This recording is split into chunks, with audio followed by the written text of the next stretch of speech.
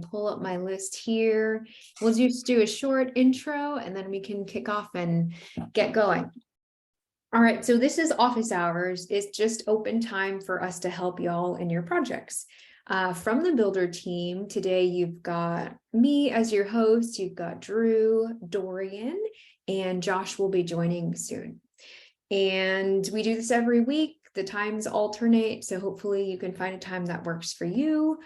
And I will upload recordings after. It is being recorded so that if we go through something fast, you can watch it and then, work on at your own pace. But if you have anything that's private or you don't want to show, just when I call you up, just say, hey, I'd like to pause the recording. We can pause it and then keep going. And that way it doesn't get included in the recording. So definitely just let me know. No big deal there. Otherwise, I think we can go ahead and get started. I'd love to see who's in the call today so that I kind of know based on our agenda who we can chat with first. So we've got Andrew, who has questions about page setup using components and load pages. We're going to help him with some user auth, and then question on saving the state of a web page even if the browser is reset. And then let's see, we've got Aleksander, who's got a question about using cookies and local storage on dynamic pages. So we'll go through that, Aleksander. And then I think that is everyone. Spaceman, you figured out the presentation app thing, right? I don't know if you had anything else for today. Hello, Stephen. Hey, how's it going? Hi. Welcome to Office Hours. Yeah, is this just the Bildr team sitting here? This is cool. Well, from the Bildr team, you've got me and Drew and Dorian, and Josh is going to be joining shortly. Everyone else is here just to get some support or ask questions for their projects. Right on. Where are you calling in from? San Jose, California. Cool. Is this your first session? Yes. All right. Welcome. What are you working on? Well, I was watching just a bunch of your tutorials about the last week. So I must have watched, I don't know, a couple hours. Yeah, Josh is like releasing them super fast. Yeah, because they're just starting to come out and I'm like, oh, this is perfect timing. Yeah. We're working on a big push on education right now. I got that Web3 Studio Pass so I can launch as many, projects, and I'm just trying to figure it out. I was in the Discord talking about a token swap. Yes. Yes, but so I want to start with something a little simpler, I think. Okay. So yeah, I'll have some questions for you about that. If we can jump in, if not, let me know what the scope is. That sounds good. So I think Andrew, I'd like to go first with his questions so we can help get him through some stuff. And then, that sounds good. I'll definitely call you up. We've got time. Cool. I'll be listening. Okay. All right. So, Andrew, I'd love to start with you first. You had a few questions. Do you have your project that you've been working on that you'd be able to share your screen and show, and we could kind of, if we need to help you set up user auth in there, we can? I can do that, yeah. Let me just share my screen then. So yeah, I've had lots of questions in Discord. I feel like I'm bombarding Discord with questions, so hopefully I'll get one or two out of the way here. That's perfect. Yeah, that's what it's for. Share the screen. Find the right page. There we go.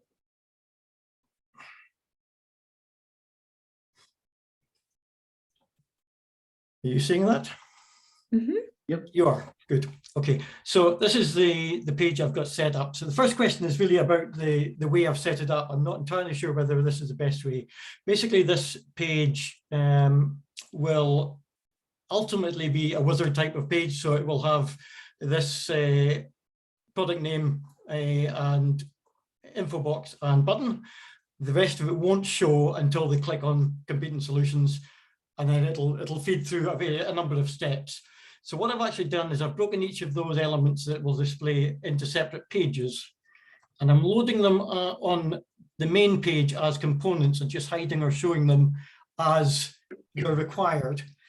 Is that the best way to do it, or would I be better just showing the pages and having the header as a component, or is there a preferred method of doing that? I mean, it's kind of up to you in a way, but I can tell you how I would do it and like what I do generally. Okay. But really, it's like that's always the answer in Bildr almost, is that you can do it whatever way you want, and different apps, you know, my different apps, different developers have different preferences, all that. So it really doesn't matter. Like that's perfect way that you've done. That's perfect. The differences would be like, so you can load them in components. Yep. And set the value in the actual element and the properties of all the pages. And then what happens is that brings all those pages in when the original page loads. Okay. So that's a little bit longer load time in the beginning, Okay. but it's faster load time as you're switching pages because they're already Right. loaded. Right.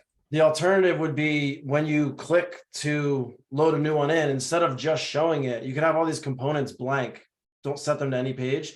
And then when Okay. you click to load it, you can use an action to say open page into container. Okay. You open the page directly into that component. And so Yeah. that's just another way. And that way it'll be faster load initially on the page. Yep. Browse to it. But then each time they click, it's going to load in that page for the first time. So, you know, Okay. and basically That if you makes got really advanced, you could Yeah. combine, you could like load the page without any of those pages, start loading them in the background so they're ready when someone clicks, you know, you Okay. keep adding on. But sorry, I cut you off. No, absolutely. That's great. As long as I know I'm not doing anything that would be completely counterintuitive, that makes Yeah, sense. no, that's So good. it works, and that's fine. And probably the way I'm doing it is better because it'll, as you say, it'll take a little bit longer to load initially, but then if they flick back and forth, it'll be quicker. Okay, so my next question, well, one of the next questions is, when this form is created, obviously I've got some information in it at the moment. Now, if I refresh the screen, I'm going to lose that. I know that if I show and hide the components, when they show again, it will still have the information in that as long as it's not refreshed. So what I'm keen to do is for the user to log in and then be able to save that state, so that if they have to refresh the browser or if they move to another browser, whatever, it's still there. So I'm guessing I'd require user authentication rather to be set up to do that, and then be able to save it to the user. Would that be correct? Yeah. So maybe yeah, we should look at user authentication first. Yeah, in order to try it out. And what you'd essentially be doing is you'd be saving it not like to its own data collection in Bildr, and just Okay. one of the fields is user ID. And that's Right. how you'll end up tying it together. But yeah, Okay. the user should work first so we can try it out.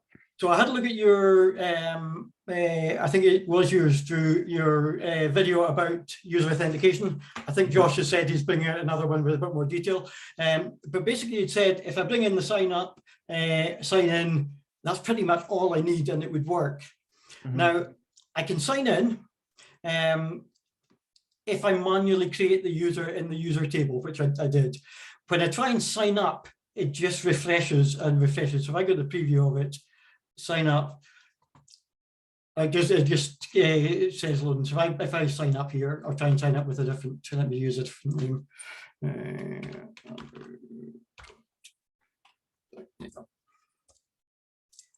It never gets off that page. It just continues, it just stays there. Have I missed a component or? It might just be something that needs to get reconnected, I would say. What we Yeah, can do probably is user collection or something like that. On yeah, the exactly. action. Yeah. Do you want to just try that or anything, or should we check the network request first and try to see?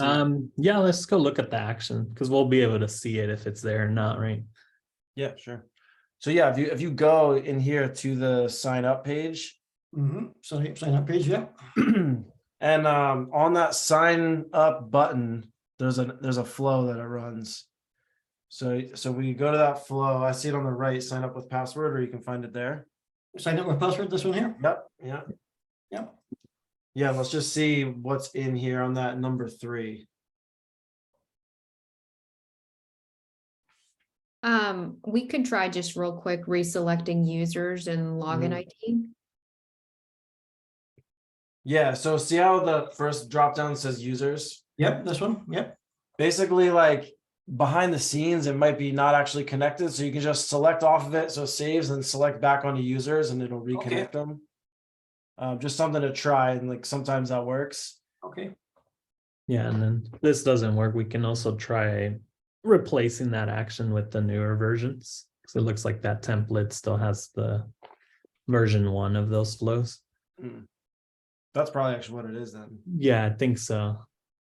I didn't realize that that pattern has an old flow like that. Yeah, so it seems to be Yeah, that just. didn't work. Yeah, let's try that because I bet that's what it is. So on here at the top, click on add action. Mhm. And then in here, just search for a sign up. And yeah, that one with password. And then let's select the collection, which is users. And then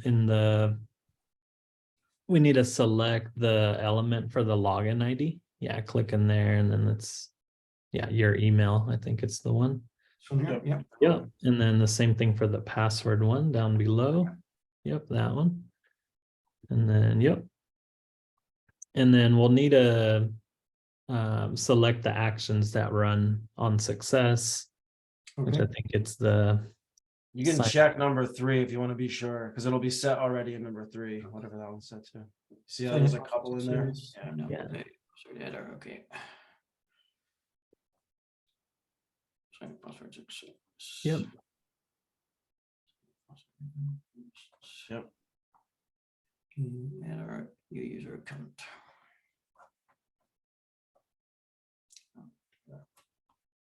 That looks good. And then let's delete number 3. And then let's go try it now. Y'all want to open up debug? Yeah, we can go ahead and open it just to see in case we see anything, but I bet this is probably what it was. Yeah, because now it's redirecting. Okay. So there's probably there's no. Then I just need to point it to the correct page. It needs to. Okay. Yeah, so if you go to the success flow on the left there, we can see where it does the redirect. The last flow in that list. Oh yeah. Yeah. And then, oh, it's actually in the sign. Oh, I see, because it does a sign in. Runs the sign in right after. Yeah, All right, so User sign in. yeah, The so success flow of the sign in. Okay. it's probably that flow that said. Right. So it needs to link to that one. Right. Okay. No, it was back on the sign up page. Yeah, Sorry. and then go back to flows, and then I believe it's that one that says redirect. Yeah, to redirect to slash. That's definitely what it's going Oh to yeah. Yeah. And you can actually, you can change that. There's no URL set in there. So you can that okay. middle value, set it to whatever you want to open after they sign in. Okay, so if I put it to put it on page or whatever, yeah. Okay, so that'll just redirect them to that page. Okay, great, perfect. Okay, so that brings me to my other question about saving the state for the user. Either because they refresh or because they want to log out and log back in later on and have a look at the information again. Are you able to guide me on that? I'm conscious of time because I know there's lots of other people. But if it's something you can point me in the right direction of, that would be great. Yeah. I think the conceptually, do you understand it conceptually, or is that what you want to know first? Like, that's the thing what I want to know. I want to understand how Bildr does that, yeah. So what you're going to do is you're going to create a data collection. I don't know what you call these, if you call them like forms or whatever. Yeah. I don't know what I call them either. Yeah. So you'll create a data collection basically to house these forms, and the data collection will have columns for each of these fields. So Okay. like that first one you fill out, so they'll all be fields, and then it'll also have a column called user ID. Right. And that's how you'll attach which user filled out the form. And again, like you can do this a million ways, but the way I would do this is you have that data collection. Yep. And every time a user changes a field, so you wrote QWR, like as soon as you write that and click off, it'll save just that value to that user row. And then when they go to the next one, and that way it's always saved. They go to come from another computer, it just reads those values back in. That sounds ideal. So how do I set up those data collections? If that's not something they can point me to just now, that's fine. I can look at you can point me in the direction of a video or whatever. There's definitely videos, but like you can also, if you go back to the studio, in the project menu, there's a thing called data collection. So if you click on the name and then the second one there, Yeah. In here, users is already set up for you and that record association one, but yeah, you just add a collection and it's very open-ended. So you give it a name, you start adding columns, you can choose what type of columns, and it's like you set it up however you want, basically.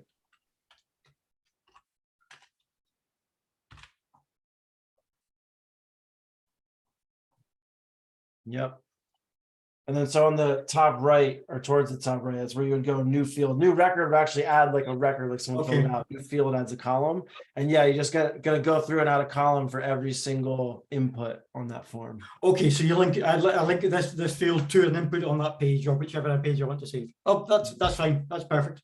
And does that automatically save the user ID against that that data entry if the user's logged in? There's you have to set it up. There's a action we have called autosave, and there's a binding mechanism we have. There's a purple tab called data where you can bind in data. The way you set it up, there's videos on this and you can ask in Discord when you get there, but you might want to put these forms inside of a grid to make it easier, or there's like, we can tell you it's quick actions. It's not hard, but we'll probably have to point you in the right direction. Could we just run through like one right now, like just one mapping one field? Can we do that? Or do we have to do time? it? I'm happy to do that, yeah. So if I do problem solution. Just so we can show them the auto save and then you can Yeah. go repeat on everything else. Dorian, would you do this would you try to put this form in a grid so you can do autosave, or would you just save it with No, I think it's fine because it's just going to be a 1-to-1 for the current user, because the relationship he can use the created by column already to find it. So no, I don't think he needs to change it. Okay, so I've created that.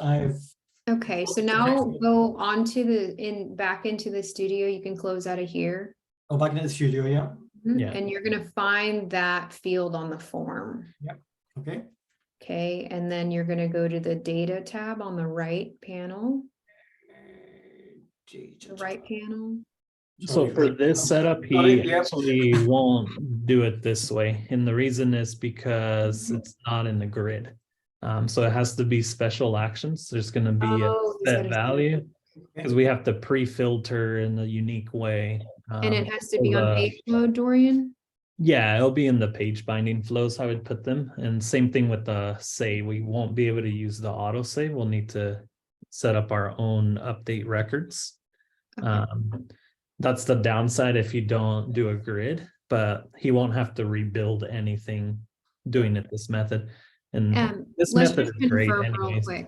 Andrew, you are per user, they're only going to have this one form, right? It's not like they need to capture this and then every time that they change something, it needs to be saved. Like it's really just a live thing that they can update, and it just saves whatever the option to save would be useful, so they could pull up a different set of details that you've viewed before. That would be useful. It's not what I'm looking at the moment, but it would certainly be useful in the future. Okay, you could always change it in the future. Then yeah, I think let's just guide him how to do it for this one thing, and he can just replicate in the other areas. Yeah, because then later he can create like a parent form that shows the grid that's going to represent the list of all the different saves that they did. Okay. And then from there he can open these forms, but that can come later and implemented later. So on here, if you go to flows on the left, and there's a flow in here called page binding. Let's go into that flow. And the way that flow works is when a page is created, it automatically nests the page binding flow into the page load. Okay. The page load is the flow that gets called by default when the page actually loads. You do have control to change that, but that's just how it comes out of the box. So we'll just keep it like that for now. We can leave that, it won't hurt anything. But on here, we're going to click add action. And we're going to search for a set value.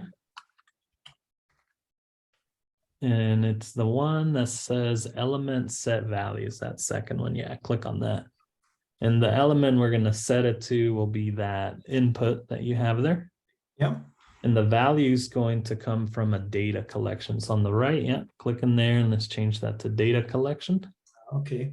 And then the collection's that new one, the turbo one, yeah. And the IDs, we won't do anything there, but the field we want to set is that one, yeah. And then we're going to add a filter. Okay. And the field to filter is going to go against the created by. Okay. And then the value to filter with, we're going to click that. Yeah, go ahead and click that menu. And it's going to be the current user info. Okay. Yeah. And we're going to select the ID. So in the created by, it actually stores the ID of the user, not the actual login. Okay. Yeah. And then down below on the number of records to return, we're just going to set that to 1 because it's just getting the first record. Yeah. And then the format, we don't want a JSON. Instead, we just want the actual value. So we're just going to do comma separated. Okay. Yeah. And even though it says comma separated, it is Yeah. only just going to return the single value because in the fields up above, we're only getting one field. Yeah. Yeah. If you would have mapped multiple fields, then it would return the values comma separated. Yeah. But in our case, we don't want that. Okay. So that will set it. So now what we need to do is handle the save. Mhm. So in this setup, we won't be able to do the auto save because we're not setting it into a repeating list. I'll use the new name. It used to be called grid list. Okay. So it doesn't have any context on like what record to connect to or anything like that. Right. Yeah. But there's ways to manually set it up and it works as efficient as the Okay. autosave. So on the left side, let's click on new flow. Yep. Mhm. And we can name this anything you want, but essentially it's the save. Stage, yeah. Yep. And we're going to click add actions. And on here, we're going to, okay, we'll have to handle something first, but let's just do the update first. So do an update record, because we'll actually have to do a check to see if the record exists. If it doesn't, we need to create it instead of update it. But, and then data collections will be that new one you created. Yep. The field, the first thing we need to map is the ID. Okay. Because this is the record we're targeting. Okay. Yeah. Oh, and actually we'll have to do one step before it. Leave the value blank. We'll come back to it. Click map a field again. And then the field that we're going to update is that. Yep. And then change that to come from an element. It should be the first option there. Yep. And then click in there and let's select the field. Let's go to add action again. Mhm. And this time search for a set variable. Yeah. And let's drag this above the update or drag the update down. There you go. Yeah. And then let's put a weight between them. Set the target to current. And then the variable name, we can just call it ID. I'm trying to think. Actually, we might do all this on the parent. Right, Drew? That might be cleaner. Like on the parent, on the page flow, we do the condition. If there's a record for this user, create it. If that would have to do this and everything. That would be Okay. cleaner. I was actually just writing a note about how like this whole process needs to be a little cleaner because it's like Yeah. when you have a single page, I guess I was just noting like, we can make this easier. Yeah, so But yeah, I'll let's do do that. that. We're gonna clean it up a little bit. That way downstream on all these pages that are being used in components, we're Okay. just gonna reference the ID to the parent. So Okay. that way the parent, we can handle the context Yep. and just handle that in one place, and downstream we just use it. All right, so let's remove that first action, just delete it. And then on the update record, go ahead and click on that. And for the ID and the new value, change that to come from a variable instead of text there. Yeah, just that the value. Yeah. Yeah. And then change that to parent. Yeah. And then just call it ID. We'll name it ID. Yep. Okay, so this will handle the save. The only thing we need to do is bind this action on change of the input. So if you go to elements or click on the input on the canvas, either way, I think you'll, or click away or. Yeah, here, and then go to events. Yep. And on the change, let's go ahead. Well, let me ask you a question. Do you want it to trigger the save when they click away from it or as they're typing? Good question. So as they're typing, that means every time a character is pressed, it's going to trigger a save. So it When they might click away, I think when they click away, is click enough. away. Okay, so let's do it on change then. So where it says change, go ahead and select the save state flow. Oh yeah. Mm-hmm. Okay, so this page now has Okay. the saving and setting the value, but right now it still doesn't know. Oh, actually we need to do, no, I think it's fine because it finds it by the record. So we're good there. Okay, so go to the main page, which is the parent to the left there. And on here, we need to create a new flow, which essentially is going to be a condition where we're going to check if we already have one of these turbo records for this user. And if we don't have one, then we'll create it. Yep. And then on that, go ahead and add an action, and we're just going to do a condition.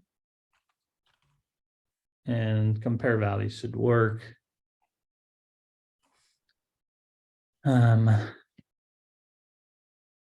guess we need to do a variable. Add another action and do a set variable.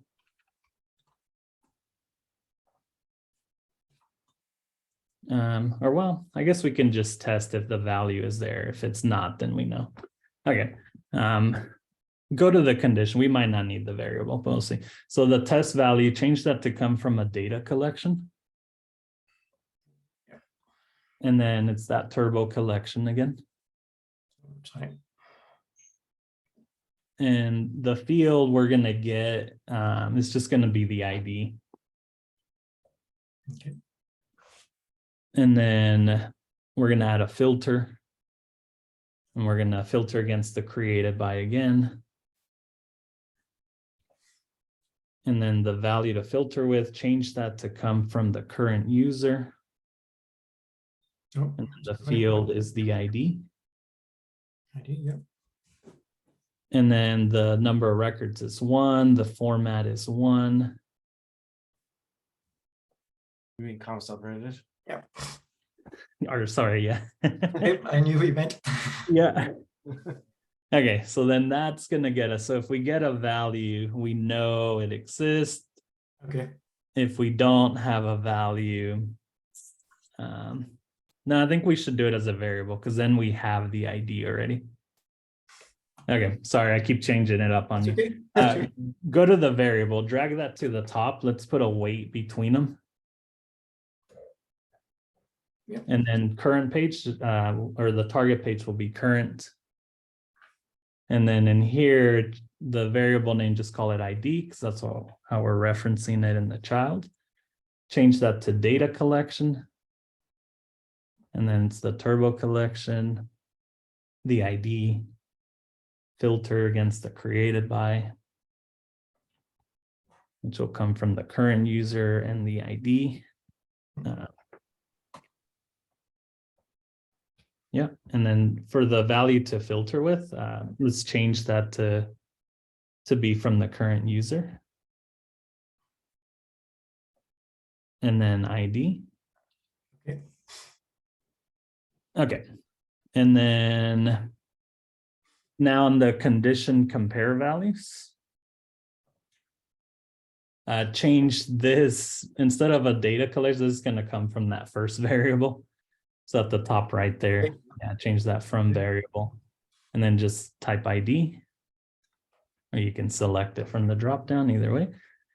Yep. So now if this is empty, then we know we need to create it. Otherwise, we do nothing because we have the ID now. Okay. So on the left side, we need to do a new flow. And this is when we're going to create the record for this user. Okay. And then add actions. And this time, instead of update, we're going to search for create record. Yep. And then the collection's the turbo collection. And this would be an area where if you wanted to set default values, like when the user first comes in Okay. and that record gets created, this is where you could do that. Okay. If there's nothing to create, we'll just map the first field you have and we can just leave it empty. Okay. That way it creates something. So map the problem solution. Okay. Yeah.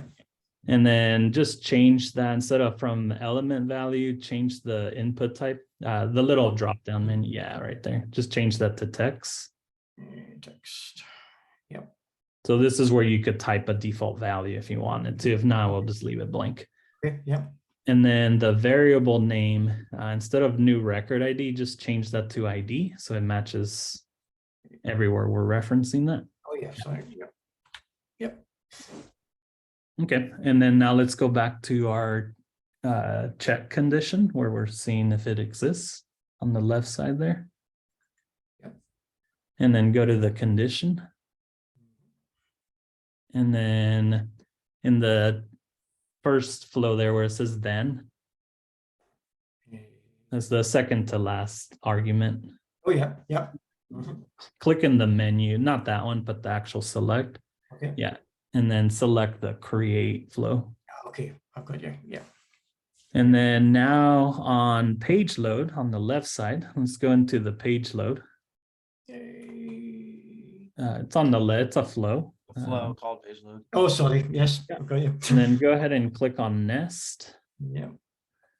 And then let's nest the check condition there. It's the second one in the list. Yeah.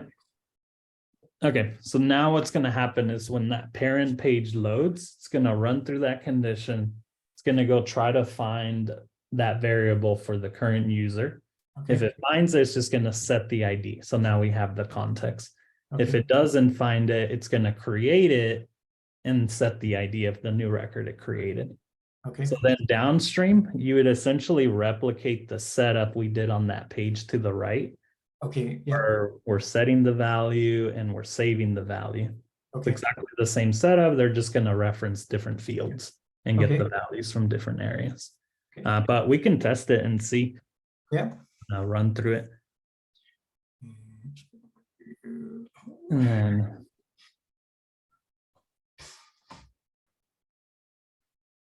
so right now that this loaded, we should already have a record. So before we do anything, go back to the studio and let's go to the data collections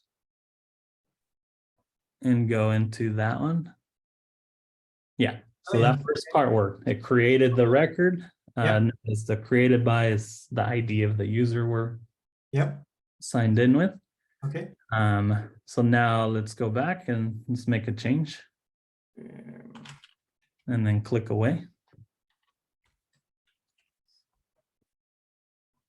And then go back to the studio, to the data collection. There should be a little refresh next to the new record. It's a little icon. You'll see on the top right. Top right. Click for the whole Oh, yeah. file. Yeah, I see it. Sorry. Yeah. Click that. I don't know if those refresh in real time or not. Maybe close it and let's go back into the collection. Do this, open the network actually in the preview, because I'm pretty sure that would have refreshed it. We just didn't save it properly, I think. And go to the network. Oh, sorry. Yeah. And then click into the field and make a change and then just click away. And then go to that first request, the one that's the CQ. Yeah, and go to the preview. Yeah. And then expand the OBJ, yeah, that one. Yep. Mhm. And then expand the Rex and then the 0. And then let's see. Yeah, it looks like it's saved. Yeah. Let's go back to the data collection. The turbo one. Yeah, right there. Right, sorry. Yeah. No, Yeah. it did save. I think we just had it closed. So the save's all working. It's targeting the record. Go here and just do a refresh and let's see if the set value works. Yeah. Oh, perfect. Yeah. So, yeah. So yeah, you'll just replicate. You don't need to do anything on the parent. All that's set up. Okay. Just on the child pages, just replicate those two flows we did on that first one. Great. And then that should do it. Well, thank you. I'm glad we went through that one because there's no way I'd have managed that myself, I don't think. I'll probably end up watching this back to understand what we did, but no, that's really helpful. Yeah. That's really, really helpful. Where can I find out about, you mentioned the doing it by grids, if I wanted to save, ultimately, save a session to load that back up again. Where can I find out a bit more about that? I'd probably see the repeating list tutorial. Yeah. There's Okay. some videos for sure. Right, that's fine.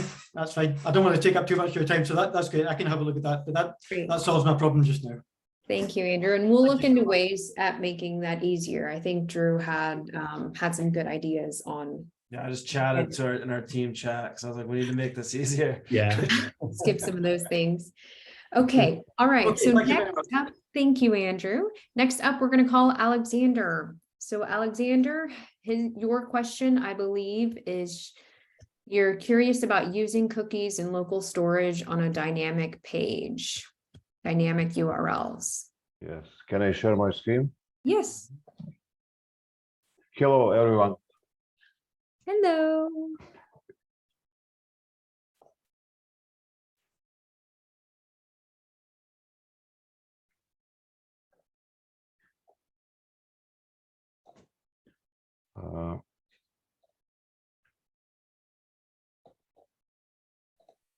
I have some records in database. And after that, I create dynamic page with the name of records. And you can to put some data in database. Database is, no, this is the dynamic page. I settings with, I'm not able to see any changes on the screen. Are y'all?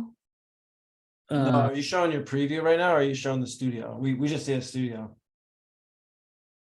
yes, in the studio. Okay, yeah. Then yeah, we can see.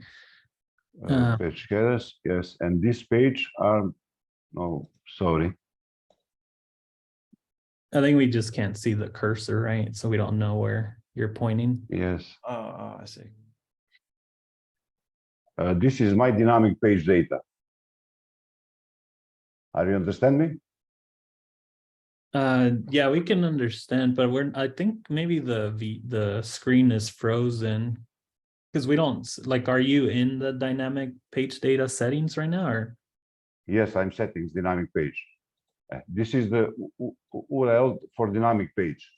Alexander, can you stop sharing your screen and then reshare it again? Yeah, I think it froze. Yeah, it's like frozen. Because all we see right now is the create quantity flow. Okay, just a minute. Yeah.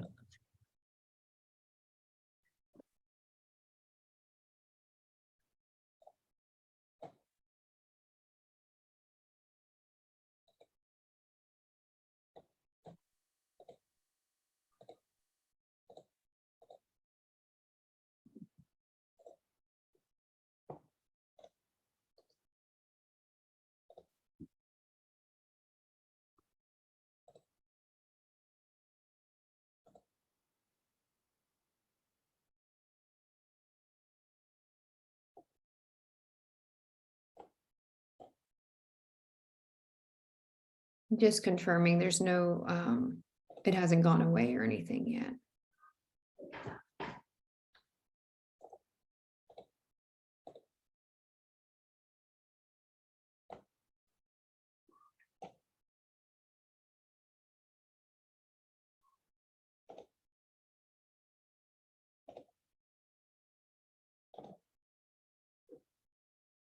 There we go.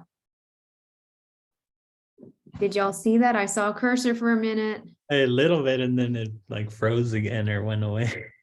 Maybe it's the connection. Maybe it's connection. Okay, maybe I can stop. Maybe too. If you shut off your video, that will save up precious bandwidth. And that should show. I have the same issue too. So on the Zoom panel, click stop video. Bottom left hand side. And hopefully that will help.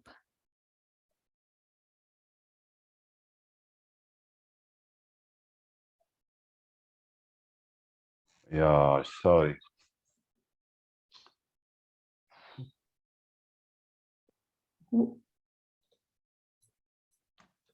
Maybe we can talk about it generally, Alexander. What can you let us know? Or is it something you think specifically we need to look at on a page? I can try to reconnect on the meeting. It's okay? Okay, sure. Yeah, let's try that and see. I wonder if I can like turn off people's video. Maybe I can try that. And then after Alexander, let's do, are you still on the call? Let me see here. Stephen, we can talk about Right on. start of your project, and then let's see. John, were you still wanting to talk about the clicking one element and updating several collections? Actually, I found a solution that doesn't use that, so I'm going to go that path. But if I have any of the issues, I'll just reach out. Okay, that sounds great. Thank you. Hey, Alexander, you're back. Can I try again? Yes. Let's try again. And I think I might actually stop your video and just let you share the screen, just in case that helps.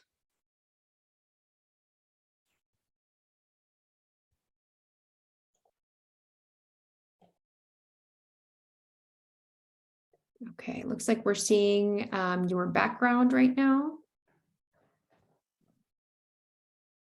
I see the cursor coming in and out. Yeah. See, it's there for sometimes. Yeah.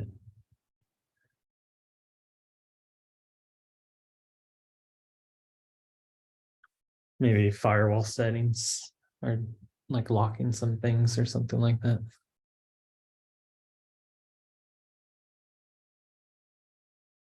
Okay, we see the studio. Hey, that cursor moved. There it goes. Huh? Boom. No. Okay. Boom. Okay, sorry. No worries. This is my dynamic page. I settings in this one. Dynamic page data. Mhm. Yes. And when you create records, you can to open dynamic page like this. And now after that, you can to create some records. For example, number 2. After that, I am asked Dorian maybe a few weeks ago, I must to refresh data. And I have data in database. Yeah, so sounds like the listener's not pushing the change. Can we look at the settings of this page here, like the page that's loading those records? This one? No, I think it's the one to the left, the controller, Yeah, okay. that one there. And go to the page body on the left. Yeah, just click on it and let's go to data listeners. So on here, let's see. Looks like, I think the record was the picker one, right? So it is there. So Yes. we do have it. Does it have to be on the child too, or no? Like, is it gonna automatically up? Because that 2 was like a child of, I think, of inside of that card, like a. Sorry, repeating if I inside that recall, card. you have to pick either if it's on add remove or I'm trying and this one and this one. It doesn't work. Yeah, I usually don't set that field, I think, but I Oh, don't, I yeah. don't use them all that Leave often. it empty, it does all of it. It does it on add remove Yes. and field. Gotcha. Like that shouldn't be blank. It should say like all Everything. all changes or something. So that's what- Everything. yeah. Let's do this. Go back to the preview and let's take a look at the WebSockets to see if we're even getting the change. So Yes. go to the tab before this one. Go, yeah. Yeah. And then on here, open the developer tools. And let's go to the network. And you can turn off the mobile view. You'll see the little blue, yeah, that one. Okay, so on the network tools, right there where your mouse is at, where it says WS for WebSockets. You see that little text down a one? little bit, no, a little bit higher. Right there where you were to the right. Right now Right? it's on all, Yeah, yeah. that So row. go further, and there's one that says WS, which is for WebSockets. WS. Okay. Yeah, click that and refresh this page. Okay, so it is creating it, and click on that request, that WebSocket that's Q6A down below in the under the name column. Further down. That no, go back up. That Yeah, right. yeah. Click on that, and then go to messages, and then leave it scrolled to the bottom, and let's go to the other tab, and let's go create a record. But leave this here because I want to see it. Yes. And then Okay. go to the second tab or the third tab, I mean, and create another one. This one to create? Or however you create. We just need to create one, and I want to see if the WebSocket is picking up the change. On the second tab, this one. Yeah. Yeah. No, you don't need to open anything. We just need to create one. Only create. Okay. Yeah.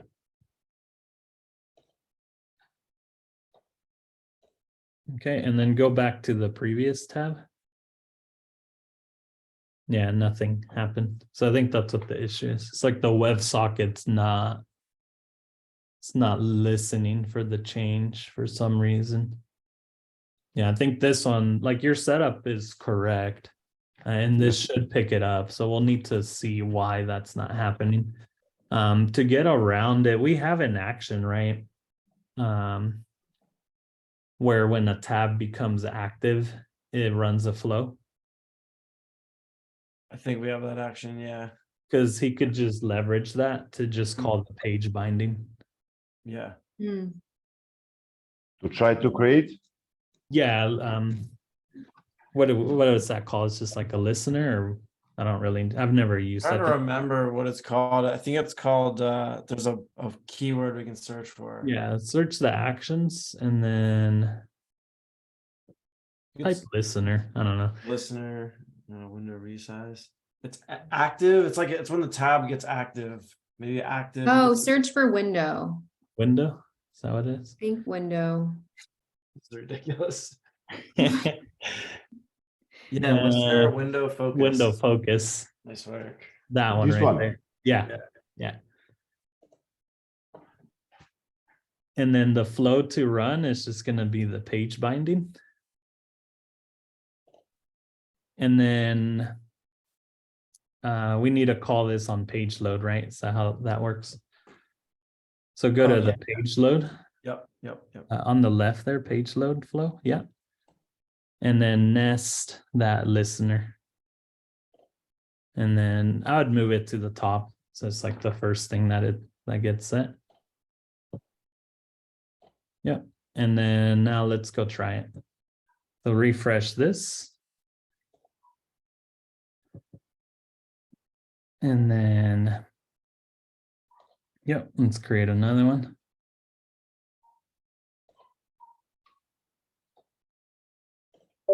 And then let's go back. No. Maybe that's not bound with page binding in the same way. Oh, and maybe that's what's not. That's what I'm thinking is like, because that's an inside, like that's a list, that's a repeating list inside of that card. So Or maybe we're that not has to have looking a at the list. right page. Yeah, Okay. I'm not sure. So click on that grid, like that page, this page is that page we're looking at, right? Yes, this is chart. This is the picker. Okay, click on the grid there, or the repeating list. Not on that one, but the main one. Yeah, that one. This one. Yeah, and go to Yeah. the data. I want to see how the data on the right side, the purple tab on the right. Yeah. And go to collection list. And then what are in the filters? I guess the filters work because refresh sets it all. Yeah. So page binding should be setting it. Yeah, I'm not sure. I think this one I might need to debug it further to see, because I'll need to understand like the full setup details to see what's happening. I guess we can do a console log to see if that flow is even being triggered, right? The page binding. Yeah. So do this, go to the flows on the left. On the left. Yeah, right there. And on the listener, click on the flow that says no, the one you created. Yeah. Sorry. That one, yeah. And on here, let's add a console log action just to see that this is getting to it. And then just change it to say like listener set, something like that. The value where it says it worked, change that to like listener set. And then go to the page binding on the left. And let's add another console log. Oh, hold on. Go back to the page binding. I notice you have other refreshes. And I think these might be overriding the page binding. Can you open the filters?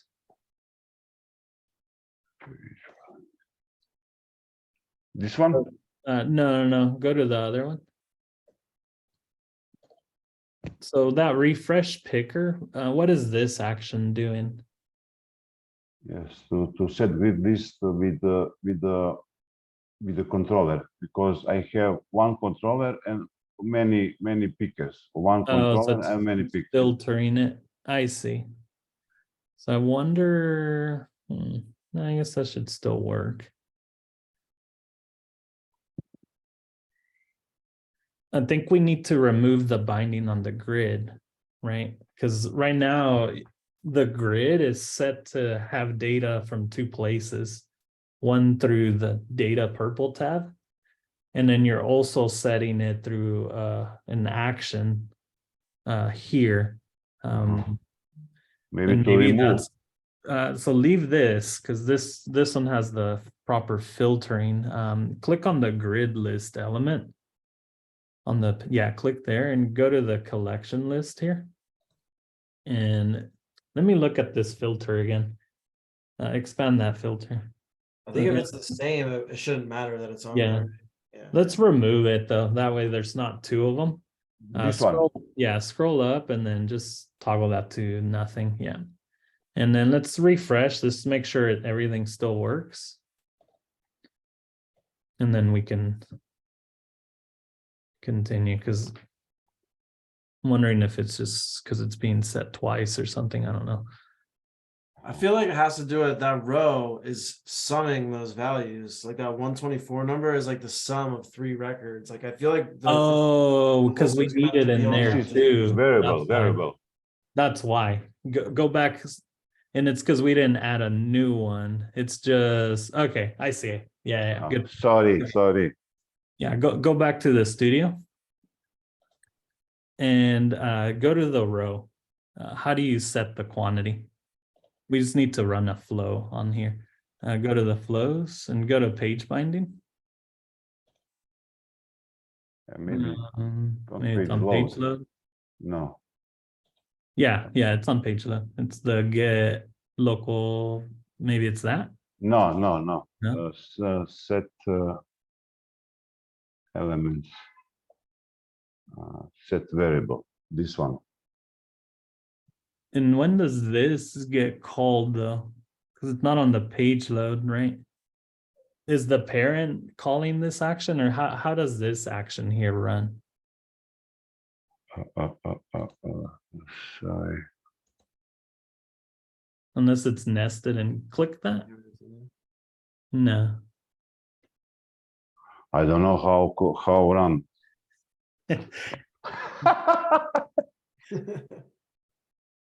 Set variable, but I don't know. Something's running it. But what we can do, But it's running. do this. Let's just see if that works. Go back to the page to the left. Yeah, or the grid. Yeah, click that and go to the page binding. And on here, add an action called run flow on page.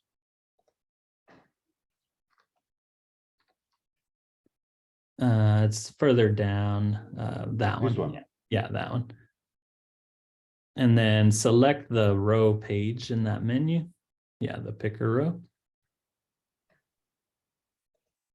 And then the action will be that set variable, whatever the one setting the quantity. I think it's the last one.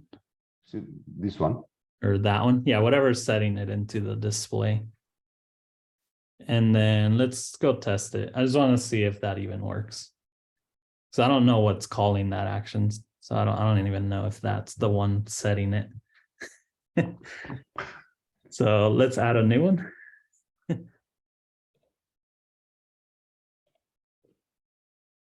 And if this doesn't work, I think I'll have to go in there and just understand the whole setup.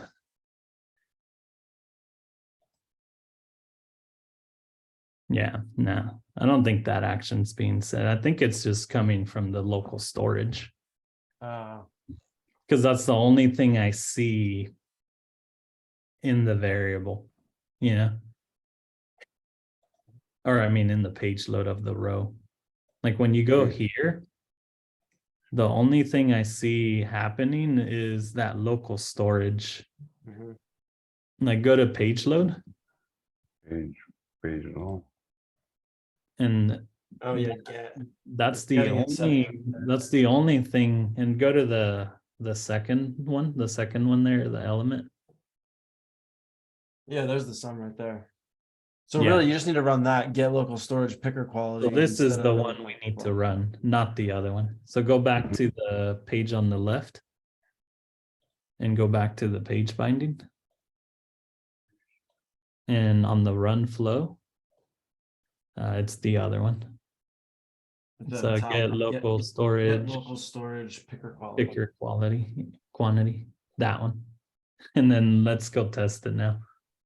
Because Refresh. I tried with cookies, with local storage, with somebody else. It's all. Yeah, I don't think it's using the cookie.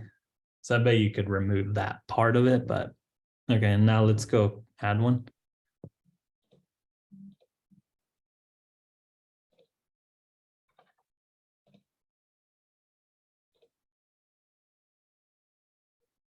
No,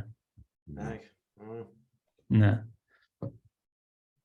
All right, so Dorian, let me write this up for you to look at. Yeah, I just need to go dive in and understand the setup. Okay, sorry.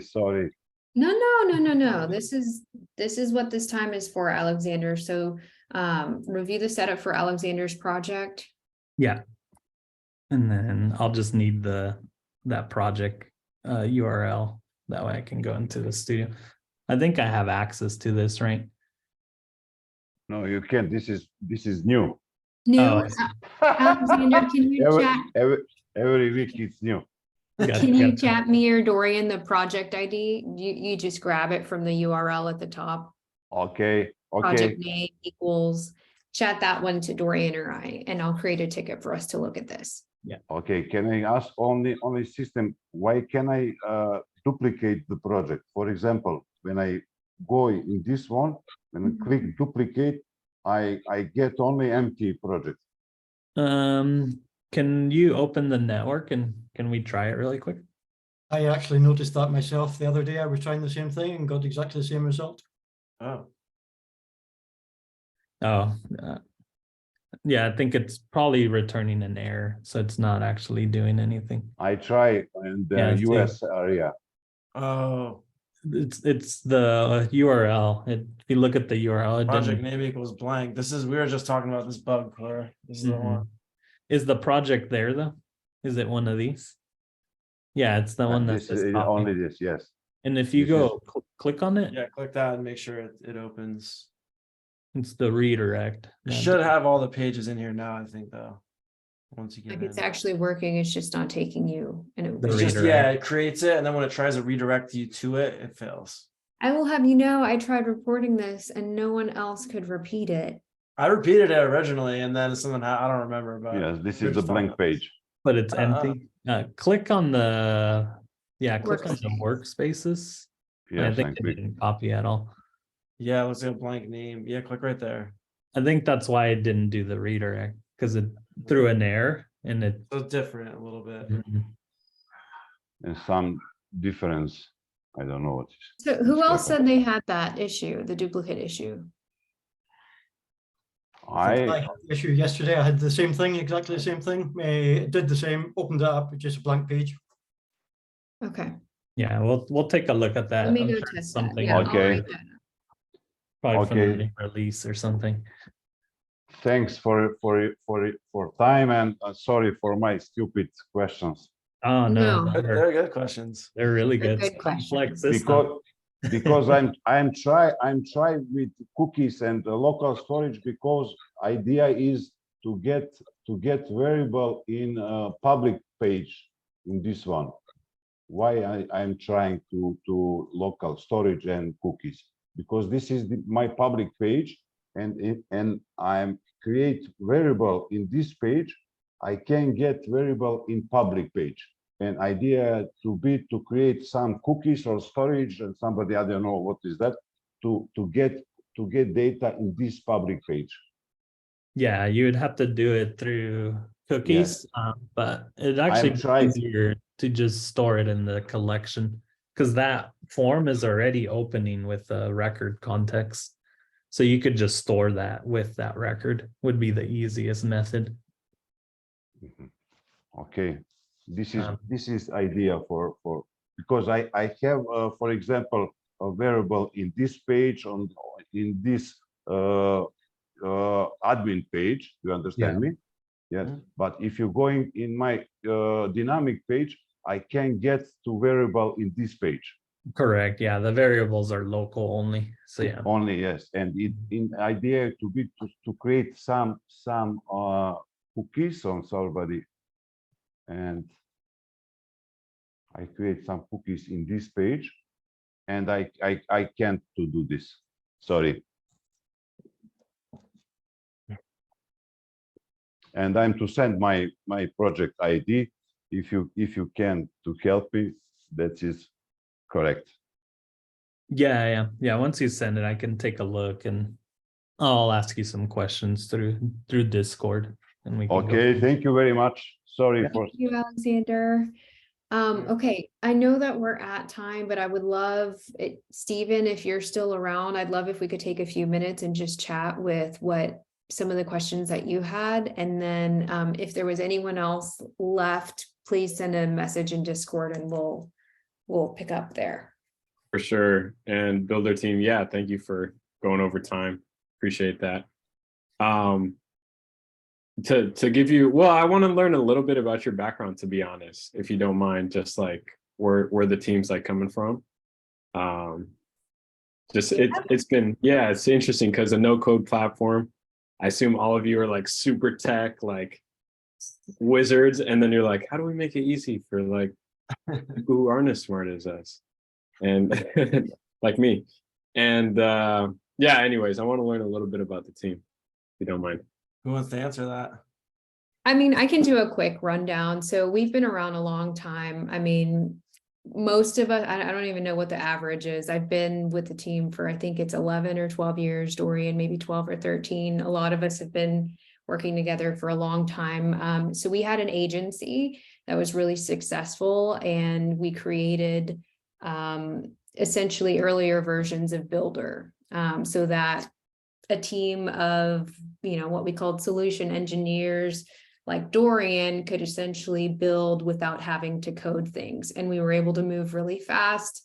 And then a few years ago, we were like, you know what, like we've been able to do so much with this. We need to put it out into the world and give other people the same abilities. So that's when we kind of shifted, and we basically took everything that we learned running an agency and building this platform and just kind of rebuilt it from scratch.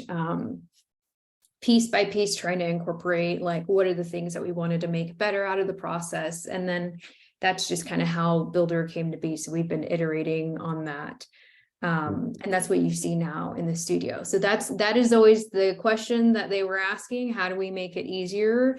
That's always what we're trying to do, but balancing that with power and flexibility, because if you want a super easy no code tool, there's so many wonderful things out there. Go use Card, go use Softer. If you want something that's going to allow you to do really powerful things, extend your project, and do some of the more complex things, use Bildr. But we are also trying to say, all right, what are the things that we can make easier so that you don't have to be as technical to be able to learn these things. And also some things you do have to learn, because you have to learn certain programming concepts to really be able to build an app. All of that might change with AI.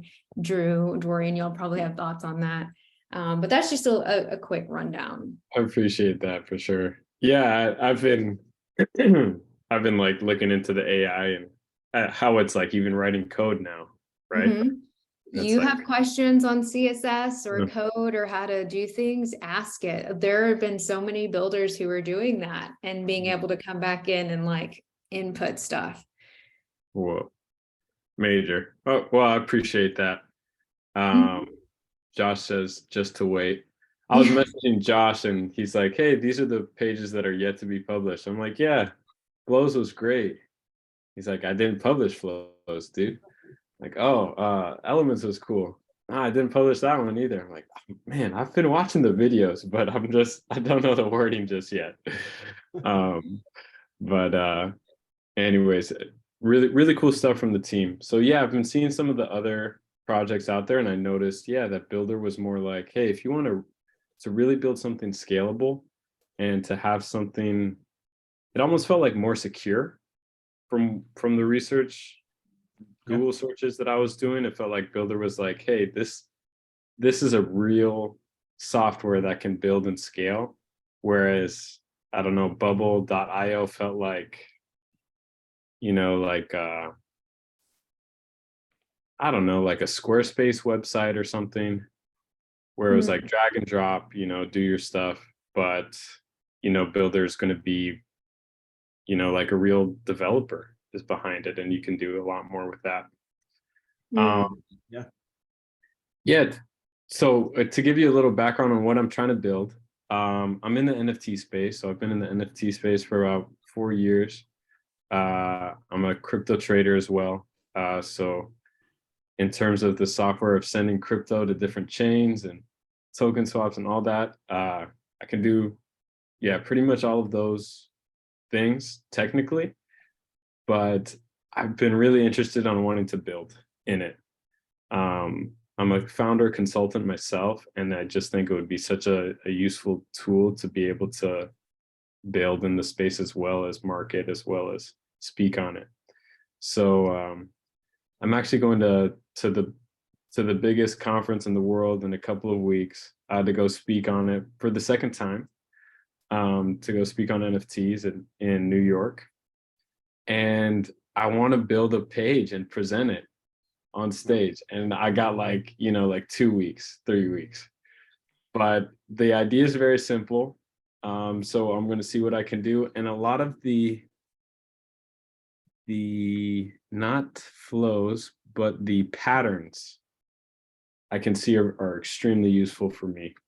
For example, the Tango pattern, where you can log into a private message or send a private message.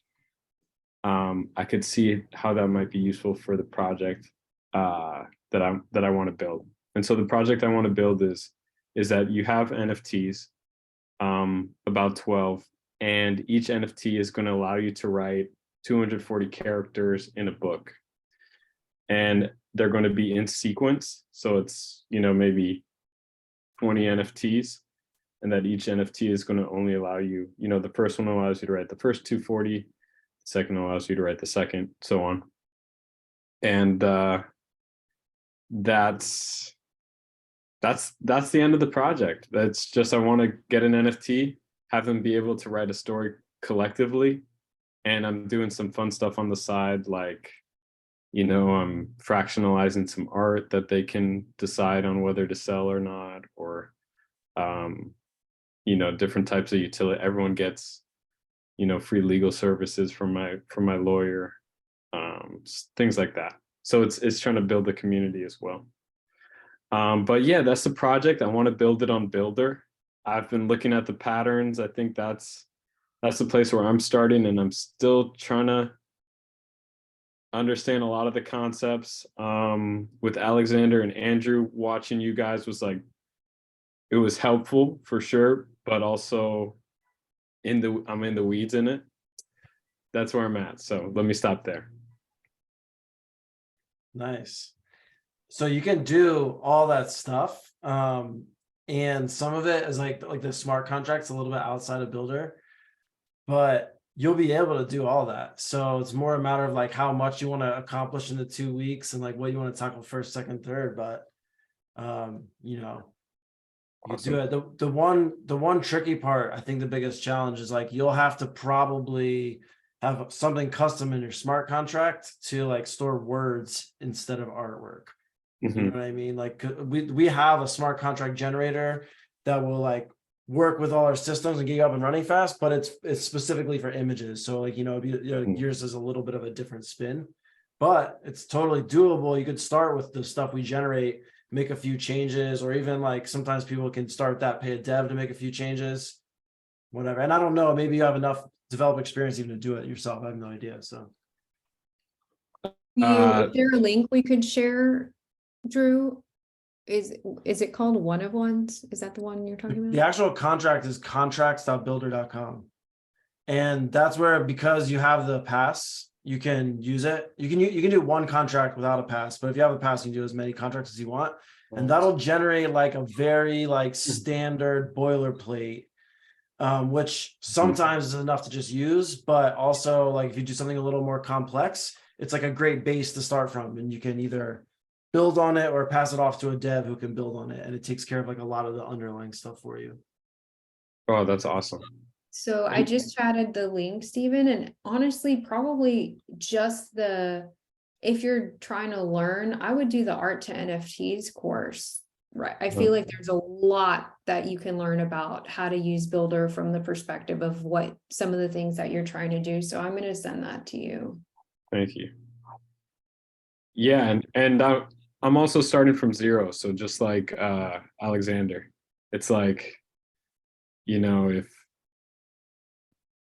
anyways, I'm starting from zero. So this is like really intense for sure. It is so Bildr is so intense. Start there. Start before you get too into the weeds. Start with this Art to NFTs course, because it was designed for people who are not necessarily coders or familiar or super technical. That I think will give you a good base, and then you can kind of shift into learning some more about the other pieces that you learn about in that course.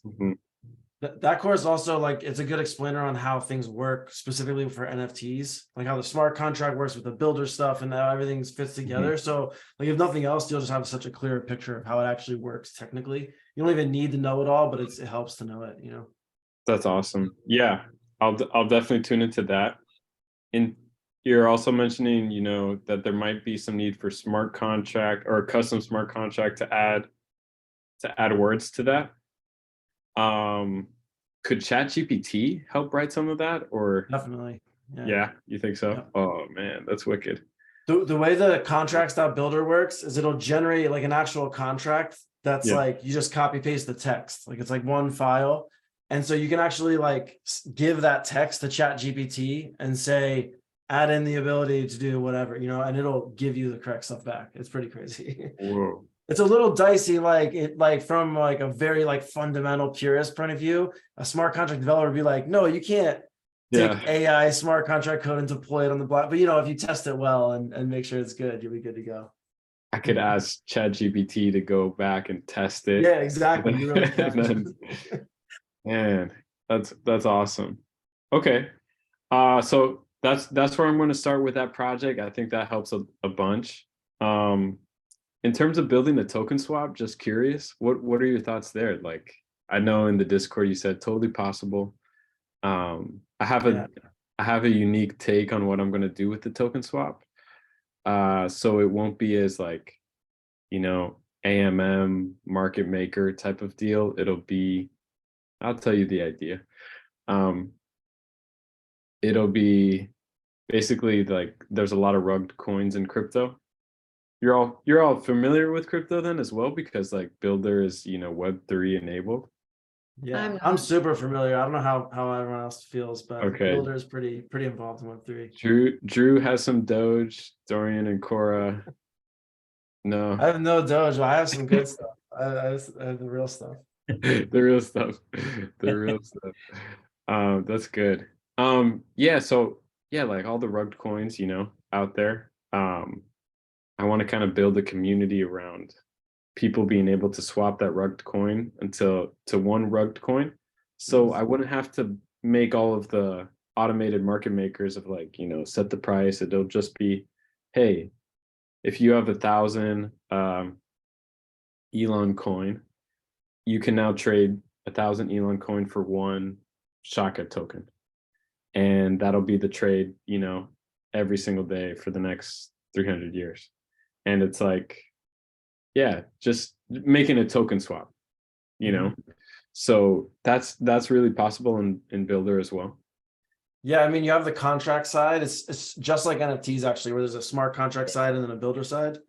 So Okay. depending on what you do for the contract side, you might be able to plug into existing stuff, or you might have to write something custom. I'm actually not sure. Like, I don't think it's the craziest thing, but I've never done a token swap contract. And then Bildr just calls the smart contract functions. So, you know, like Bildr, you create an app that just like sends them your smart contract that says this amount of this token for this amount of this token, and then your contract will actually do that work. That's kind of how it's set up. So it's totally doable, but like you probably have to learn a few steps, you know, to get started, because that's pretty deep as far as smart contracts go. Like NFT contracts are very simple compared to like a DeFi contract. And are you looking at other chains as well, or just Ethereum for right now? You can do any chain in Bildr like Really? Already, except we don't have everything pre-built for the other chain. So all of our pre-built stuff is pretty much like Ethereum mainnet or testnets, nothing even crazier outside of that. But yeah, technically Bildr will do anything, and people have used a lot of other chains like here and there for little tests. People have done it for sure. Whoa. Feel like I found like a hidden gem once I saw. I was like, oh, there's 11 views on this YouTube video. Oh, I'm early. I felt the same way. I found out and then I joined the team because it is literally a hidden gem. Wow, hidden gem. Really Let's appreciate blow it up. Yeah, exactly. Yeah, we can talk later because I'll be in the Discord. I'll be watching the videos today, and yeah, with any questions, I'll jump in the next office hours, jump in. There's also like another pro office hour or something like that. Mhm. If you get the pro package, you Yeah, can if you do. have a project on a pro plan. Okay, got it. Awesome. Cora, Well, thank awesome. you. Steve, Appreciate thanks it. for, yeah, those are fun and good questions to think about. Mhm. Thank you to everyone for making it an awesome office hours. Stephen, we'll see you in the Discord. Everyone else, if you've got questions, definitely chat us there. I will try and get this replay up within the next couple of days. And thanks y'all and have a great weekend. Thank you. Bye. Thanks. Bye.